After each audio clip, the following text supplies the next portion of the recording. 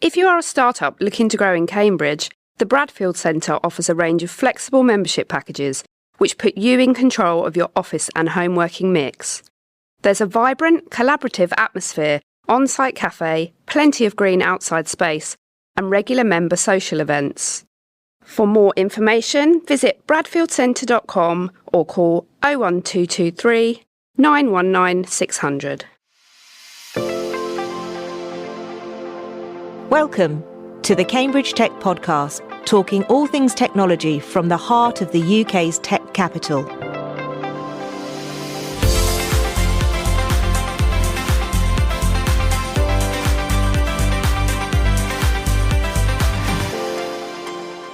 Here are your hosts, Faye Holland and James Parton.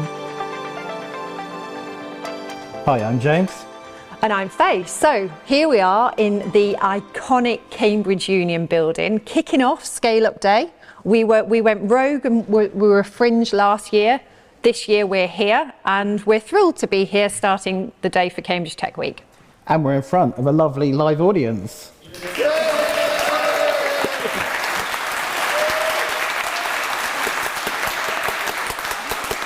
Yeah, that was good. Perfect. That was better than I expected. Thank you. So, if anyone listens to the podcast, I'm going to start by immediately going off script and on something that's completely irrelevant to actually Cambridge Tech podcast.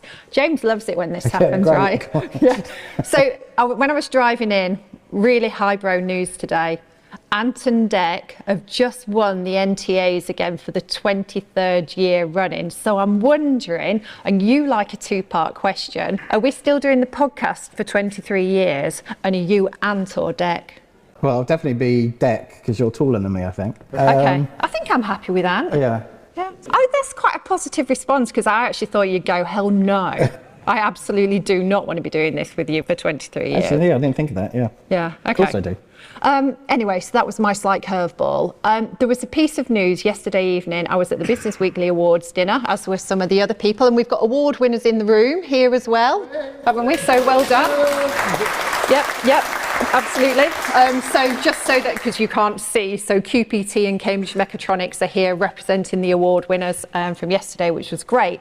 But there was an exclusive piece of news, which I have checked and it hasn't actually gone out today, but I'm hoping by the time this episode goes live, it will have gone out. And that was Ilyas Khan, who has been on the podcast, gave Tony Quested an exclusive piece of news that they've just been valued at 10 billion. That's Quantinuum, so a quantum company. They've just been valued at 10 billion, which is amazing. Really amazing, yeah. And do you understand quantum yet? Quite, of course. Did you I know read that it was book? one of your favourite. I did read the book, Okay. and I have to say I got to the end of it and I'm still slightly puzzled. Faye was given a Quantum for Kids book, right? Well, it was Ilyas's company's book. Yeah. So he promoted it on the podcast, but at least I can say Quantinuum. That's true. Yeah. Can you lend me the book as well? Because Yeah. I need to think about it. Yeah. I know Yeah. the 50p thing, but apart from that. Yeah, absolutely. So I guess we should get on with the actual podcast subject now. Yes. So yeah, the whole day is about scaling companies here in Cambridge. So that's going to be the theme of the conversation today. The scale up story, I mean, obviously we've got two guests here that are at different stages of the journey, which is, I think, going to create a lot of interesting conversation and a lot of different insights. So yeah, it's going to be about inflection points. I think that's going to be our first area of conversation because obviously you don't just decide to start scaling a business. There's lots of kind of micro things that happen on that journey, those inflection points that we really want to kind of tease out. And we're going to talk about culture and leadership as well. And So those leadership as 2 well. points. Yeah, and metrics and KPIs, if Yeah. we have time. Yeah. We'll see how we go. Marc, introduce yourself, please. Good morning, and thank you very much for inviting me to this podcast. So I'm Marc Rodríguez, and I'm the CTO and co-founder of Xampla, which is a University of Cambridge spin-out company from the chemistry department and from Professor Knowles' group, developing new natural polymer materials to replace the types of plastic which are impossible to recycle. So we want to use new materials which are made from materials we can easily find in nature that essentially contribute to replace those microplastics which are now posing a threat to human health and the environment. And we are throughout our scale-up journey. We have been We founded Xampla in 2019, but really started our journey in 2020. So it's been only 4.5 years, and we've essentially transitioned from being in the lab, developing lots of new products, very small scale, to now starting to make tens and hundreds of tons of our material. So it's a very exciting moment for us. But we're actually going through all the challenges and problems about scaling up and going through that at the moment. So very excited to talk about this today. That's great. Thank you, Marc. And Ray? So yes, and apologies, I've got a bit of a dry throat today for no reason. I'm Ray Anderson. I'm currently the executive chair of a company called Bango in Cambridge. We effectively sit between people who've got subscription businesses who are trying to put them through channels. So, for example, our big customers are people like Amazon, Spotify, Microsoft, Netflix, Disney, and they use us to leverage mainly mobile operators or banks as ways of putting subscriptions out, so in bundles with various other things. So business has been going a long time, certainly scaling up, continues to scale up. And before that I did 2 other startups that scaled up and then usually got exited by a trade sale or in one case a NASDAQ float. And also been involved in Cambridge Angels since its inception, making some investments in lots of other companies, so have a different perspective from that angle.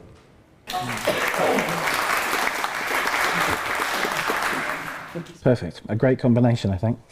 Okay, so yeah, let's get started then, as I said, with inflection points. So, these are these points in time within building a company that either, signal the achievement of a target or signal a switch of gears into a new phase of the company's growth, like hitting a revenue target or a customer growth target, staffing numbers, for example, or other KPIs.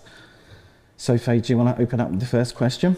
Of course. So, what inflection points have you experienced that have signalled that something is about to happen or be achieved? And are they always planned for? So, Marc, I'm looking at you first. Yes, I think I was thinking about this, and I guess in our case there's been a few inflection points. I think one of the main ones for us, or for me personally, was when the first ton of our material was made and I could physically see it. Like after many years of spending lots of time and effort with scientists and engineers trying to figure out exactly whether we should make our material one way or another, what's the simplest way of making it. And after a lot of effort and a lot of simplification and going around in circles, actually, changing the process, kind of like, moving completely to different ways of making things, actually finding our manufacturing partner and being in the factory and seeing, the first IBC, the first ton, that was like, okay, this is actually real. It's not just, trying to figure out and how to convince our customers that the technology works. Like, this has already been validated and we're making it now. And from that point, everything's changed, because it's not just about, early stage startup. Now we're more of a company trying to validate the scalability of our products. And the majority of our activities are focused on that at the minute. Obviously, we continue to innovate, to do a lot of product development. We have researchers and scientists which are incredible, and we are developing the next generation of our products and our materials, but really our focus now is on helping our manufacturing partner to solve those scale-up problems and validate that we have a model that can deliver those volumes. We can achieve the cost that our customers require, and we can hit our revenue targets. So it's been a massive transition, for the team and for me personally, and that has meant that, we had to bring new team members, new experts, to go through that transition and become a lot more operational and a lot more focused on hitting those targets, as opposed to, the early stages where we were, 10 people at the beginning, very much focused on developing the technology. The culture was a bit different, but we've been able to adapt and to navigate through those culture changes as well. So yes, it's been a very interesting journey, and it's always hard, but I think we're very lucky to have a great team that's, everyone's pulling their sleeves together to make that transition happen, very smoothly and very efficiently as well. Yeah, no, that's great. And let's pick up a little bit more on the culture in a little while as well. And Ray? Yeah, I think there isn't one inflection point, or even a small number. I think there's lots of inflection points in lots of dimensions as you're going. So there might be people-related ones, like when do you bring in someone who actually becomes responsible for sales, or there might be things later on. Another good one might be if you decide you're going to start making a profit, everything changes, because do you have to continue to make a profit, or can you sort of go into reverse and not make a profit for a while, and all sorts of other things.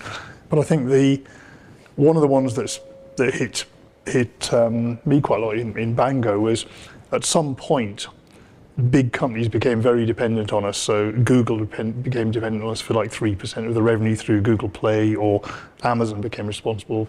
We were doing billions of dollars for Amazon. So if our systems stopped working, it suddenly mattered. Previously, we had like hundreds of small customers or dozens of people who, you could go off for a few minutes, nobody would quite notice.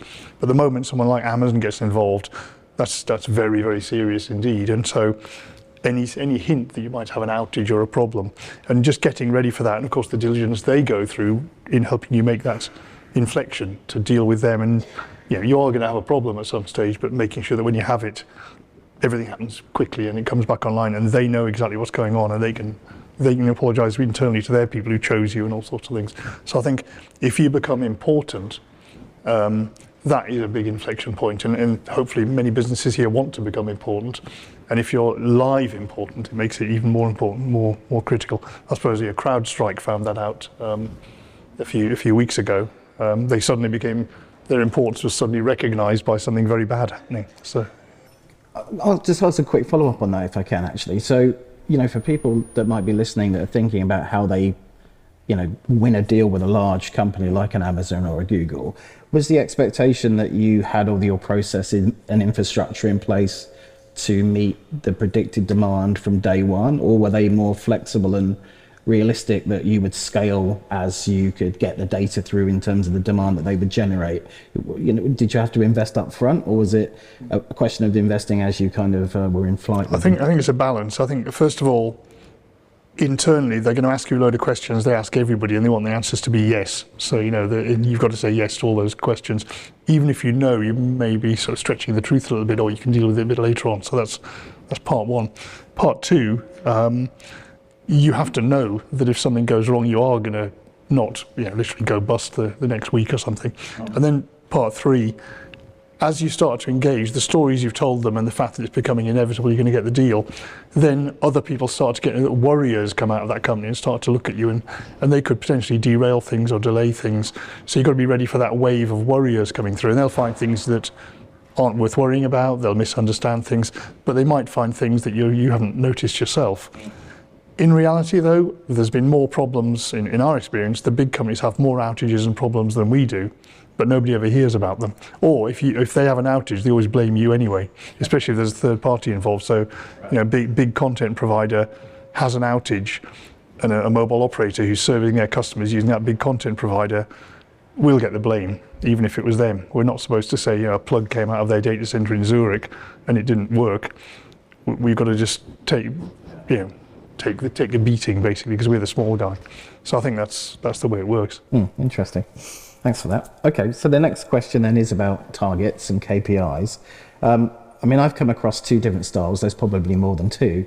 One is setting achievable targets and encouraging teams to smash them and celebrate that kind of overachievement. The other is setting, almost unobtainable targets and stretching people to try and achieve them, stretching people and teams.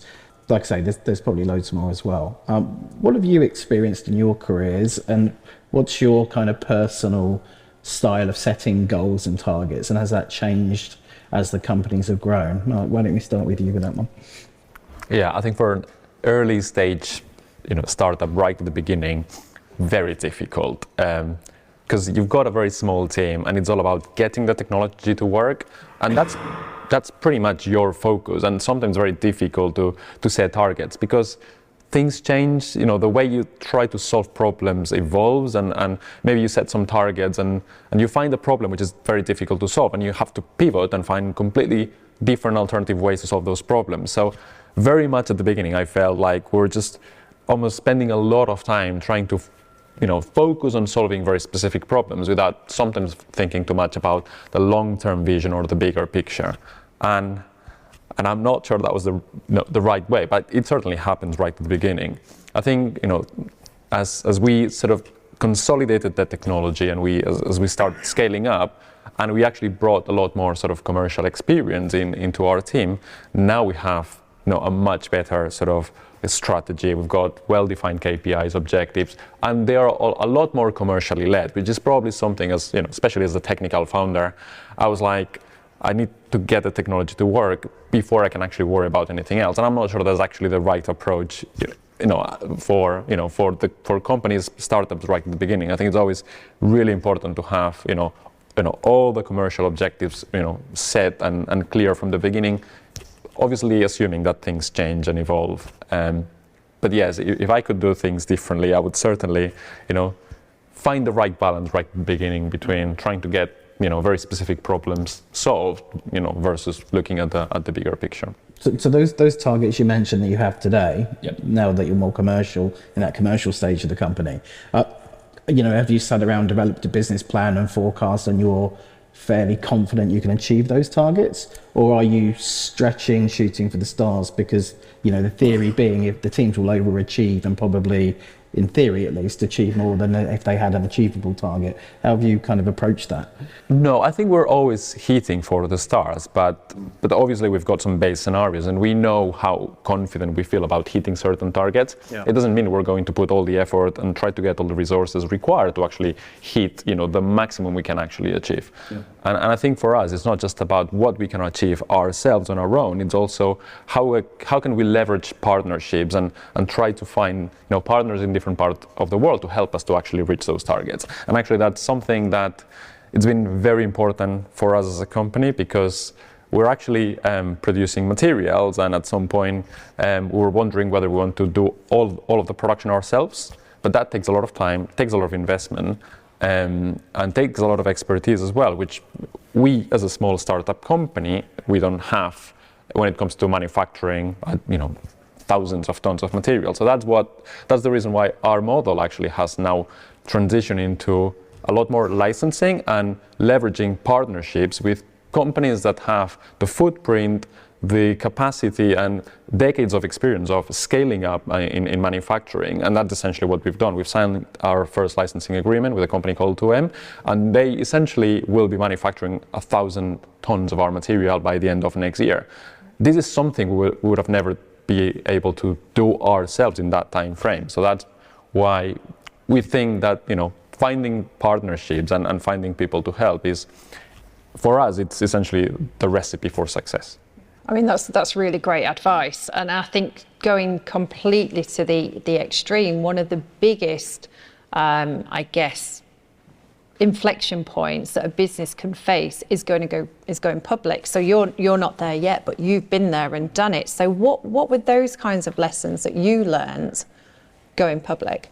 Yeah, I guess the biggest problem with going public is it's hard to tell lies anymore, because when you're private, you can set an aura around your company, you can talk big, you can talk to things. Ultimately, if you have a few, say, venture capitalists, you've got to tell them the truth of what's going on. But ultimately, outside, you don't need to, and I think that's both good and bad. So the good news about being public is that when you talk about your financial performance, people, big customers can sort of assume it's true. They don't have to do double checks with your venture capitalists and all sorts of other things and look at your bank account. On the other hand, when you're competing with someone who's private, they can tell a pack of lies against you, and you can't tell like number of subscribers or number of the amount of money you're making on certain lines of business. And keeping things more flexible, let's say, when you're public is difficult. On the other hand, Bango's number one value is transparency, so it's really important to be open and honest. And theoretically, if you're open and honest with your customers, you should be able to get more business.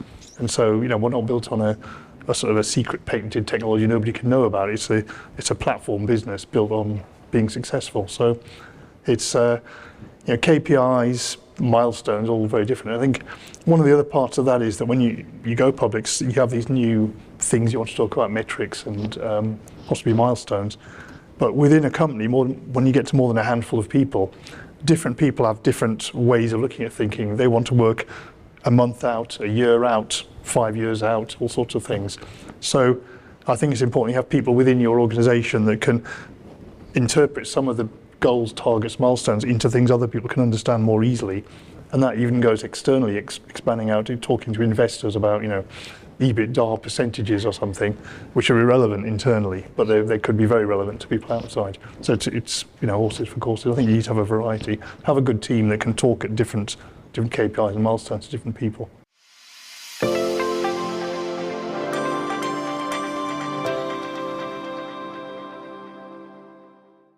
Waterbeach is the thriving new community that offers the best of lakeside living just minutes from Cambridge. With new cycle routes that take you to the Science Park in 25 minutes, Waterbeach is the perfect place for you to call home. New 2 and 3 bedroom flats and 3 and 4 bed houses from Carla and Stonebond are available now, with show homes open every day.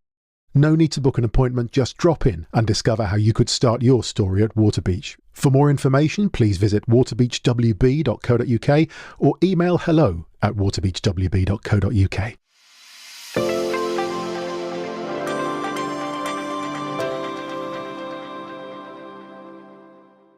So let's change gears and talk about company culture and leadership styles. So Marc, I'll come to you first on this one.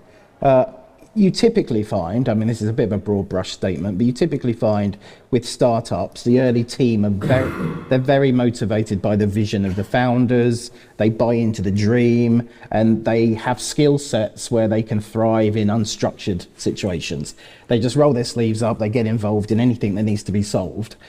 But obviously as you scale and you become a more serious company, you start to bring in more structure, you start to hire more specialism, and people start to tend to stick to their lanes a little bit more. So as you grow, how do you maintain that sense of velocity and that sense of energy inside of organization as you start to specialize? Yeah, I think you're describing exactly what's happened to Xampla. And I think it happens to a lot of startups at the beginning.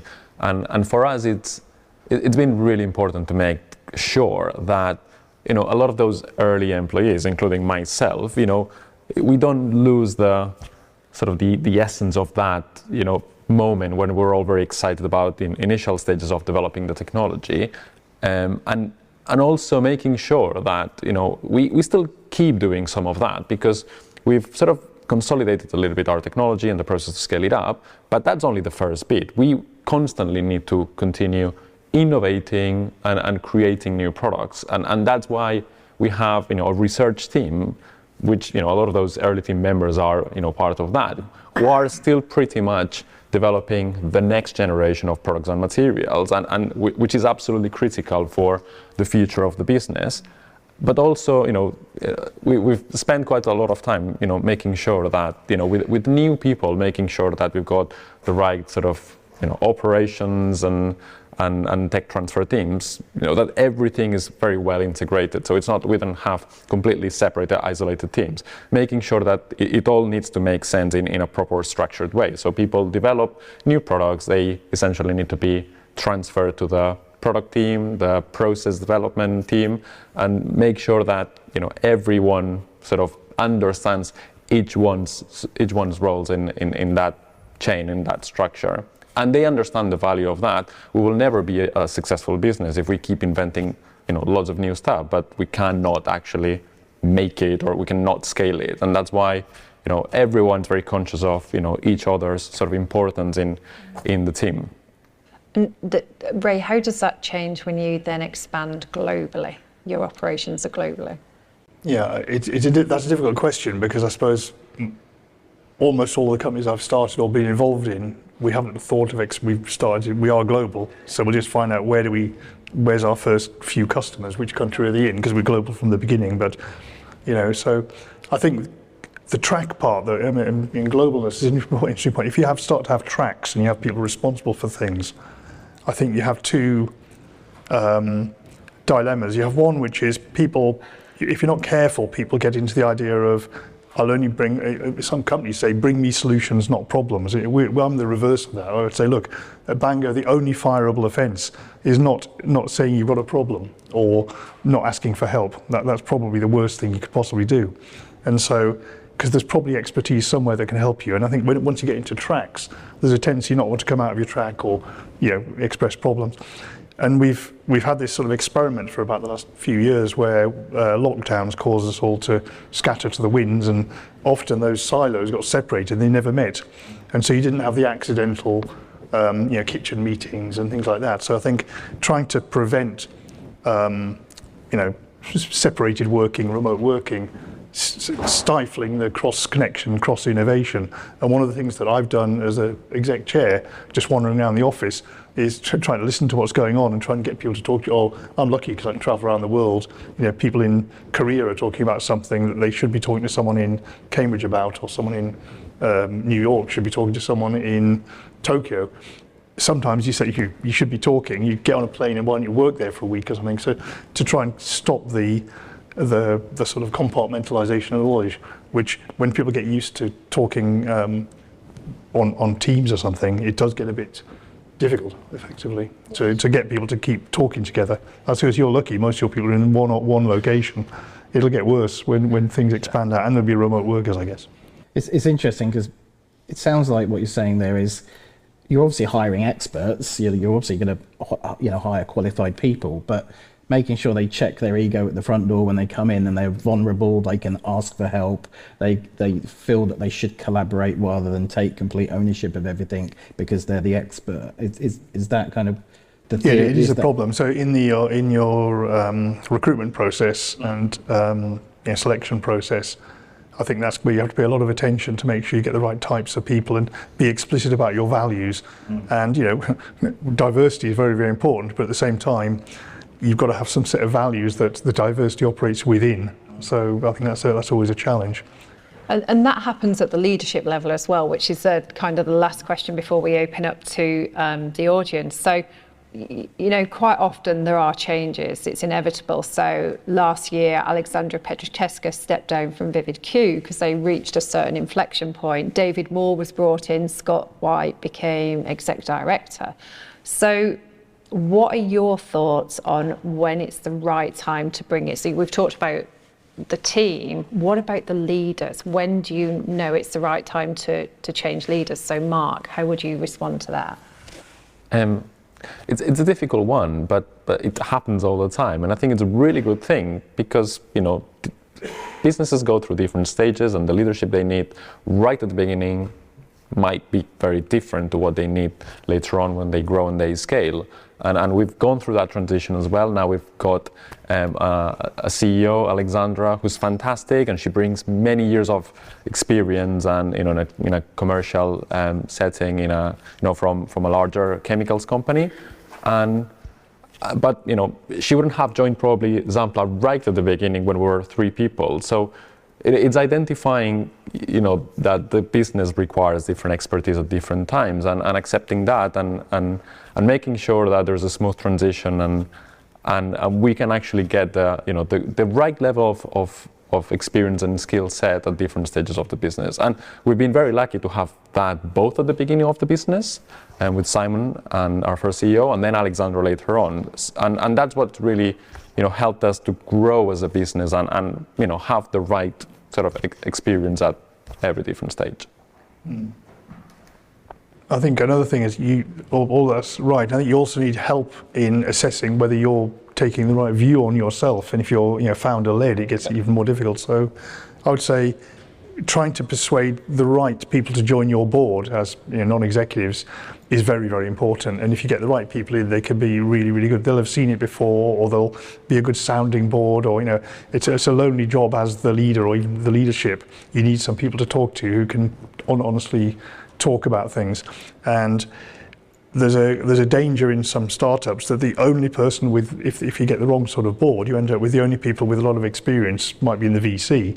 They work for the VC, so they don't really share your interests, and they may want to take higher risk of making changes because they've got loads of money to deal with the risk. You haven't. So I think there's a sort of a dynamic. It's good to have a team of people you can work with on your board who you trust have been there before or been through similar. Nobody's ever been there, and at the same time, they've got to be people who know that you know more about your business than they do as well. So there's a whole dynamic there. So get a really, really good team in your board as much as you possibly can, and that's why bringing in good angel investors can be very, very good. They'll share your interests and look after you.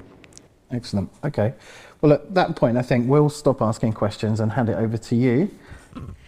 And thank you. Fascinating so far. Very, very interesting. My name's Victoria Johnson. I'm a CEO and founder of a veterinary radiology company. My question really, it's probably more for Ray, is to say, having seen successive scaling journeys, what is the biggest mistakes that you see CEOs and founders making, and how can they avoid them? It's good. That's a good question. I mean, I think CEOs and founders make loads of mistakes, and the funny thing about mistakes is they get bigger. So I remember when I was really gutted when I'd wasted £50 by printing a poster that didn't actually work or something, and then it was, I booked a trade show stand for £5,000 that the trade show was rubbish. Up to the stages where you sort of, oh no, we just lost $500,000 because we'd made a terrible mistake there this year, and the mistakes just keep getting bigger. So I think you've got to sort of have a mechanism for sort of keeping track of your mistakes and correcting. It's really hard to say what the biggest mistake is, because each mistake you make, you can make bigger mistakes. Each of them is bad at the time, but when you look back in the rearview mirror, if you've survived, then there's a bigger one coming. So. And I wouldn't like to comment on other people's businesses of what mistakes they've made. That's up to them to do, really. I suppose we can always, businesses that go bust, you can commentate on them. There's a few mistakes we made at Bango, I'm sure. I mean, one of the biggest, I think of the, it's either about fighting or not fighting. So one of the biggest mistakes we made was you might remember in the days of when SMS sort of had lots of scams and things like that. We had the totally clean, non-scammy solution. And so we had good brownie points with all the mobile operators. The problem was that a lot of the people who are in the dirty world moved into our space, and they started being scammy in our space. So we thought, well, we'll be clean, we'll be totally whiter than white. And what we found out was that some very reputable companies, serious household brand names, were scamming people. And we left millions of dollars of revenue and profit on the table by being whiter than white. And we got no reward from it at all from the operators, and that was a bit annoying. And we never got any benefit from it at all, probably, other than the fact we survived. So that was the good. The other ones all mostly went bust or had to go to jail or something. But it was one of those moments when you think, well, maybe we should have operated slightly more in the grey area, would have had more millions of dollars in the bank. So, and I think we misjudged that. I think we were too whiter than white, but the reason was we just floated the company, and we thought we had to be whiter than white as a public company. But if you look at almost every company that's big now, they've all broken the law, they've all bent the rules. PayPal, Microsoft, Apple, I'm getting what it's Google, breaking the law, lie a bit. I was saying that the mistake we made was we should have moved into the grey area a bit more, sure. Would have got us further, but we've done well. And you never know, you could have burnt your fingers by moving into the grey area. But that's one mistake we've made, and I think there we are. The other side is, I mean, we've made some really good decisions by holding our ground and doing the right thing and being whiter than white. So there's, I hope that answers your question, Victoria. We've got some great quotes out of that. Thank you. Yeah, no, it's great. I hope nobody's recording this, are they? There's one. Hi, so I'm Jazz, and I'm really lucky to be a part of this wonderful team at Xampla. And my question is, do you think you can learn how to be a great leader and scale a company, or is this something that you always thought you were capable of? I think it's probably, I don't know what learn means, but I think there's probably some characteristics that maybe you're born with in your DNA, which obviously DNA does influence your brain. And it's probably more your childhood upbringing. So I'm a Geordie from getting free school meals in a funny school up in Northumberland somewhere. And I think a lot of the things I learnt in those days and my attitude served well to make sure that when I got like good educations and stuff like that, by the time I was doing battle in business, some of the characteristics I'd got in me from that point enabled me to have a certain type of leadership to sort of deal with adversity. I suppose Northerners can be more it's not quite desperate Dan, but we can sort of have a sort of a way of operating which can serve us well if we accommodate that leadership style. I don't think you can. I suppose I'm a believer in this, in the sort of Clifton strengths model, which is play to your strengths and don't try and correct your weaknesses. Bring a team in to do the other things. And therefore, I think lots of different characters can be a leader. It's just whether you can play those characteristics into leading in a particular industry or role or technology or something like that. Simon Thorpe, Cambridge Angels. Very quickly, the theme of today is scale up, clearly. I just wonder, the perceived wisdom in the UK and in Cambridge is that we're very good at startups, but not so good at scale ups. What's your perspective, Ray, on why we're not so good at scale ups in the UK? I think there aren't many people who've done them, I think, is probably the biggest reason. I was fortunate that my sort of middle company scaled up. We were very American based, although we were based in Cambridge. The next phase of its scale up was we merged with a California company, and then we floated on NASDAQ, and then we scaled it. So it was doing it with Americans who knew they had the sort of the energy, the power, and the confidence to say, yes, we're going to scale, yes, we're going to do it. And they could see where they were going, because either they'd done it before or their friends had done it before. There's very, very few people who scaled things up in Cambridge. So there's a natural aversion to avoiding this, doing things. And as Cambridge Angels, we tend to avoid companies that are going to have to do really hard stuff, because it's much easier to license technology to someone who can do the hard stuff, just like your business. And I think Americans would tend to think, no, we'll build these gigantic plants that are going to smelt the oil, the ore, or whatever. Why not? It's just a financing matter, and we'll bring in experts who can build the best smelting factories. And I think there's a difference in percent. Obviously, the middle ground is pretty better. But I think that's you've got to come across people who've done it before that you can trust. Otherwise, you won't bother doing it. You might as well take the easier course, which is not scale up. We have a quick question for both of you to finish, and I'm going to riff a little bit on Victoria's question. And I want you to be really punchy in your answers so that I don't get told off by the organisers. Could you tell us the one thing you're the most proud about so far, and what one thing would you go back and change if you could? Marc. So I guess the one that I'm most proud about is building the team we have today at Xampla, and making sure that everyone within our team, knows exactly how much they're contributing to the mission, but also, to the values we share within the team, and making sure we all feel, part of the team, and we all make sure we're contributing. And it's a great feeling that everyone feels like it's a great place to work. Brilliant. And I guess the one I regret is not having spent enough time right at the beginning to think about the long term, to think about the challenges in scaling up. And I think the first 2 years very much focused on getting the technology to work, and not so much worrying too much about how to scale it up to very large volume production. And it's building those, process engineers much earlier on, and seeing, the technology is not just purely as, do we need to solve technical problems? No, we need to make sure it works. And it can be scaled up, like from day one, I would say. Ray, you? The most proud thing, I think, quite a lot of things I've been proud by, team selection and things, but I think is stopping, I feel I was a key part of stopping the web being split in half between a mobile web and the PC web. And so if anyone goes back in the archives, back in around about 2005 to 7, I can't remember the exact years it was a bit of a battle. There was a fierce battle raging between, on one side, Bango, Tim Berners-Lee, World Wide Web Consortium, Google, who at that time was quite small, and a couple of other oddballs who were trying to make the web great for billions of people.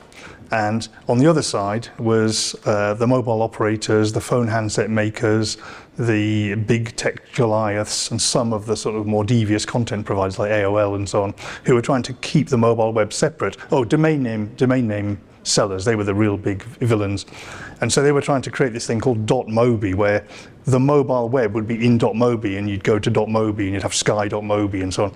And they were making millions and millions and millions selling these things. And the operators liked it because they could keep everything in their world. The phone makers liked it because they could stop their phones becoming generic devices. And paradoxically, Steve Jobs was slightly on our side, but he wouldn't tell anyone he was doing stuff on the internet. And we won, and it was a very hard struggle, really hard struggle. but we always had right on our side, and thank goodness we did it. There's a slight danger of it happening again, watch out for the next 5 years. We could about to be split the web into sort of dark web and a child's web or whatever, so take care of that. But it's, that was the best thing I ever did, I think, stopping the web splitting into a thing for mobile phones and a thing for everybody else. That was terrible. Would have been terrible. Yeah. Well, we made it to the end. So that's our live episode from Cambridge Tech Week 2024. We hope you all enjoyed taking part. Please put your hands together to thank our guests, Ray Anderson and Marc Rodríguez.